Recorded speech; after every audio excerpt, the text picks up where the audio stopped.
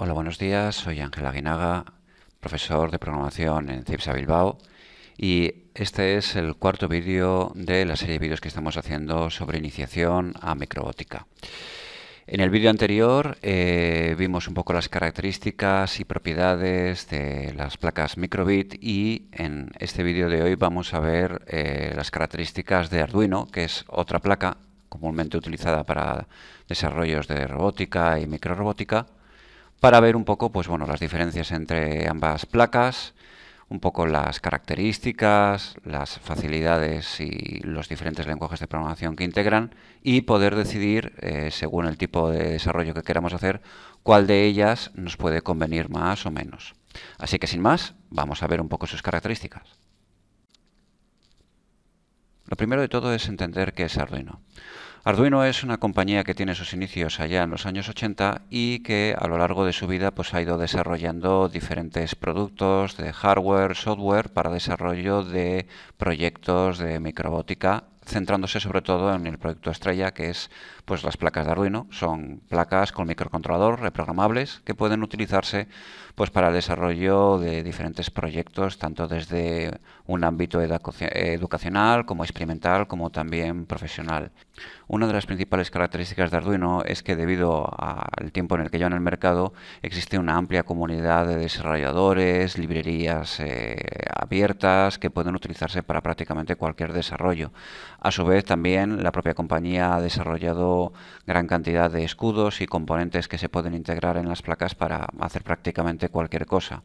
Por otro lado, las placas de Arduino, en todos sus diferentes modelos, se caracterizan por disponer de puertos de entrada y salida generales que pueden utilizarse para controlar cualquier tipo de dispositivo al que queramos conectarlo de manera completamente general, con lo cual esto nos facilita su utilización para prácticamente cualquier proyecto. A continuación vamos a fijarnos en una de las placas más características de Arduino, que es la Arduino Uno R3. Esta placa es bastante común, muy utilizada, y bueno, básicamente tiene las características típicas de todas las placas Arduino. Se caracteriza por tener un microcontrolador Atmega modelo 328P con 32 kilobytes de memoria flash en este caso, que es el espacio que vamos a contar pues para cargar un poco nuestros programas. Luego, además, se caracteriza por tener 6 entradas analógicas que nos van a permitir leer señales de diferentes tensiones, y luego 14 pines de entrada y salida digitales en este caso, que nos van a permitir pues bueno, conectar cualquier tipo de dispositivo que necesitemos.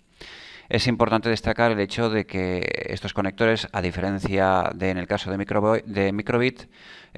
pues llevan unos conectores hembra que permiten pues la fácil conexión de cualquier tipo de cable o conectores añadidos,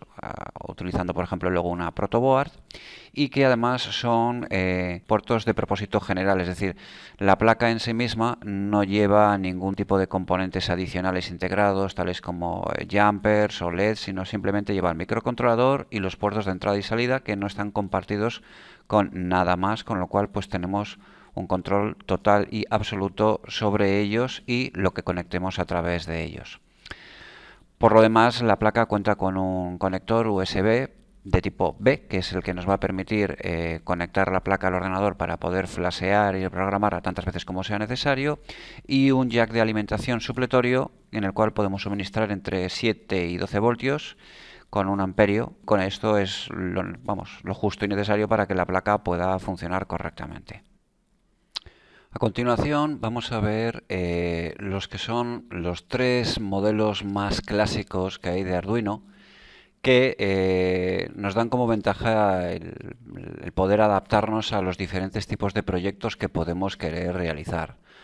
Por un lado tenemos el Arduino Uno, que es el que acabamos de ver, y aparte de este modelo, otros 2 modelos bastante utilizados son, por un lado, el Arduino Mega 2560,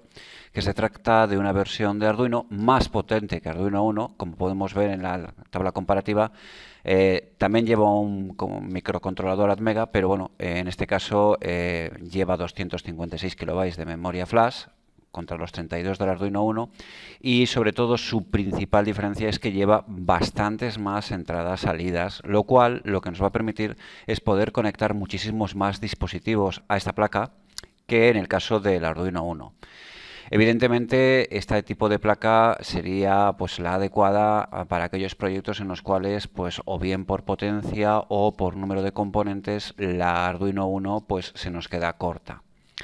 Otra posibilidad es Arduino Micro, que se diferencia en que en este caso es una placa de dimensiones mucho más pequeñas. Evidentemente tiene unas características de rendimiento pues muy inferiores a la Atmega 2560, más parecidas a las del Arduino Uno R3, pero su principal baza es que es bastante más pequeña, bastante más ligera, y esta placa sería muy apropiada para aquellos proyectos en los cuales pues el tamaño, el peso o pues bueno, la capacidad de la batería son limitadas. Con lo cual, lo que vemos aquí es que en función del tipo de proyecto que queramos desarrollar, pues podemos tener diferentes opciones de placas Arduino. A continuación, y volviendo con el Arduino Uno, vamos a ver las diferentes posibilidades de alimentación que tenemos para esta placa. Por un lado, podemos alimentarla a través del jack situado en la placa, bien utilizando un adaptador de corriente que, bueno, con un jack y la polaridad adecuada, o bien utilizando una batería o una pila. Aquí tendríamos diferentes opciones. Podríamos utilizar una LR61 de 9 voltios, podríamos utilizar un portapilas con 4 pilas de tipo AA o AAA de 1,5 voltios cada una, o también un portapilas con 2 baterías de ion litio de 3,7 voltios. Estas son un poco más difíciles de encontrar. En cualquier caso, con cualquiera de las dos opciones podríamos alimentar la placa. Es importante hacer notar que aunque la placa funciona realmente con una tensión de 5 voltios, este conector permite suministrar entre 7 y 12 voltios debido a un reductor de voltaje que lleva incorporado aquí. Si nos pasamos de esta tensión, lo más probable es que pues bueno, este reductor de tensión se sobrecaliente y podríamos dañar la placa. En lo que se refiere al consumo, el consumo es pues, recomendado es de 1 amperio, aunque claro, evidentemente esto va a depender también de cuántos dispositivos conectemos a la placa, que más adelante veremos que bueno, tiene unos límites muy concretos de amperaje que puede soportar. Otra opción es alimentar la placa a través del puerto USB de tipo B que lleva incorporado. Este conector nosotros normalmente lo vamos a utilizar pues cuando conectemos la placa al PC pues para flashear el programa, pero también pues bueno, a través de un adaptador o incluso a través de una batería podríamos alimentar la placa a través del conector USB. En este caso pues bueno, el USB de tipo B en concreto, que serían los USBs 1 o versión 2, suministra una tensión de 5 voltios que coincide con la tensión nominal de la placa, y en el caso de utilizarlo a un puerto USB 2.0 tendríamos un aporte de 500 miliamperios, que en el caso de ser un USB 3.0 podría llegar a subir hasta los 900 miliamperios, con lo cual este dato tenemos que tenerlo en cuenta a la hora de pues bueno, decidir qué componentes vamos a conectar a la placa para no sobrepasar la intensidad suministrada. Vamos a ver a continuación los puertos de entrada digitales del Arduino Uno. Estos también son conocidos comúnmente como GPIO, que es básicamente pues bueno, puertos de entrada-salida generales. En concreto, el Arduino Uno R3 cuenta con bueno, pues, 14 puertos, 14 pines de entrada-salida digital. Estos se caracterizan porque pueden funcionar tanto de entrada, es decir, para recibir señales, leer señales de entrada, como salida, que sería emitir señales. En el caso de funcionar como entrada, los pines pueden recibir una señal 1 o 0, es decir, pueden distinguir entre una señal de 5 voltios o 0 voltios que interpretarían como un bit 1 o un bit 0.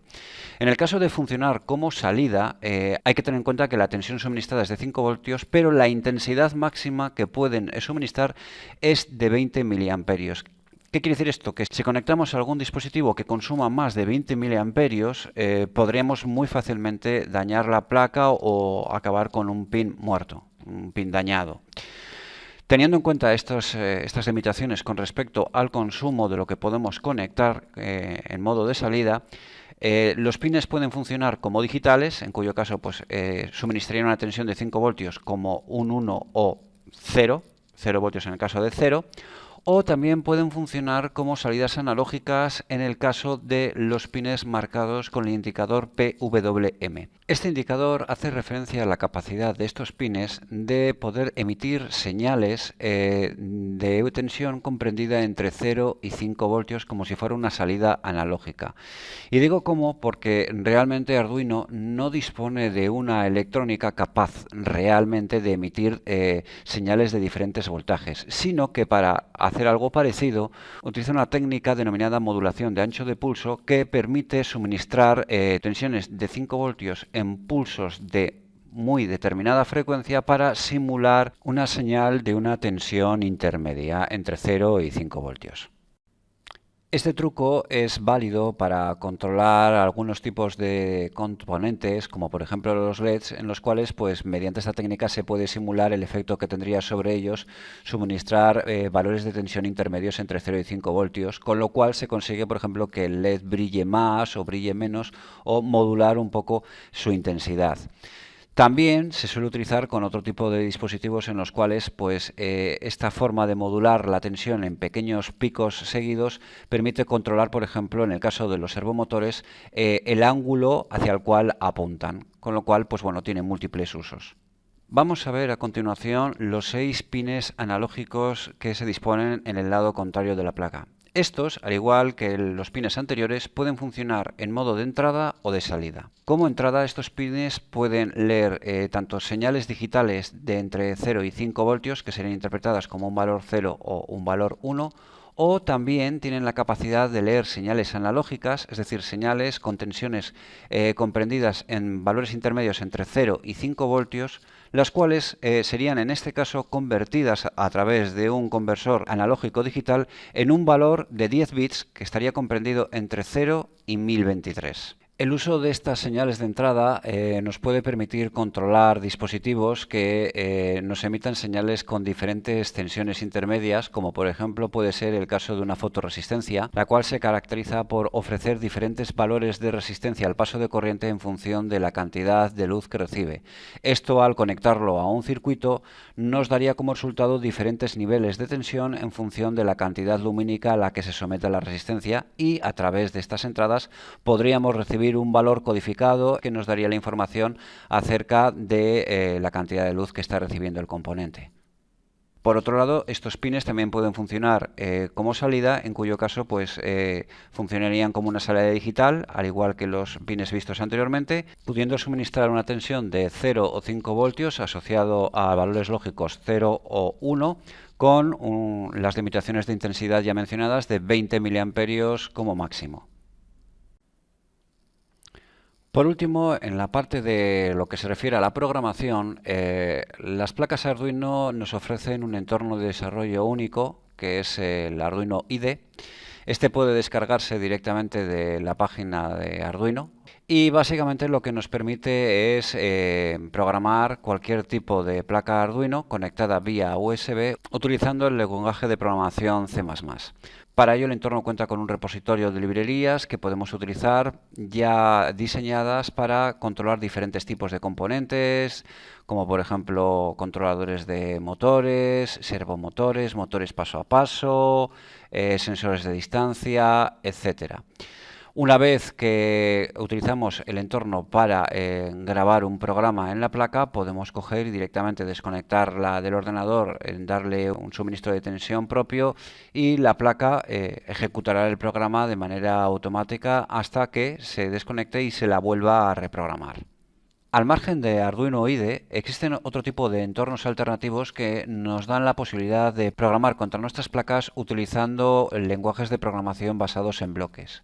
En este sentido, tenemos por un lado la iniciativa de Scratch for Arduino, que utiliza una versión modificada del entorno de desarrollo Scratch, la versión 2.0, para poder programar las placas utilizando bloques de código. Otra opción también es el uso de MBlocks, que incluye librerías, drivers, para poder programar en concreto la placa Arduino Uno R3 utilizando pues también bloques de código. Cualquiera de estos dos entornos constituye una alternativa muy interesante pues para aquellas personas que o bien no tienen unos conocimientos muy amplios de programación o que simplemente no conocen el lenguaje C, C++ y desean pues programar directamente las placas sin necesidad de aprenderlo. Y con esto llegamos finalmente al punto en el que vamos a hacer una comparativa. Una vez vistas las características tanto de Microbit como de Arduino, vamos a ver un poquito sus diferencias en puntos claves que nos pueden orientar a la hora de decidir qué tipo de placa elegir. Para empezar, vamos a hacer referencia a la comunidad de usuarios que existe alrededor tanto de Microbit como de Arduino. En el caso de Arduino, pues dados los años que hace que existe, pues existe una comunidad muy extensa, sobre todo compuesta por makers, que básicamente pues bueno, son gente que pues hacen sus proyectos, los comparten. Existen muchísimos sitios web bastante buenos en los cuales usuarios de Arduino pues comparten sus conocimientos, proyectos, y luego además existe una gran cantidad de empresas que venden pues componentes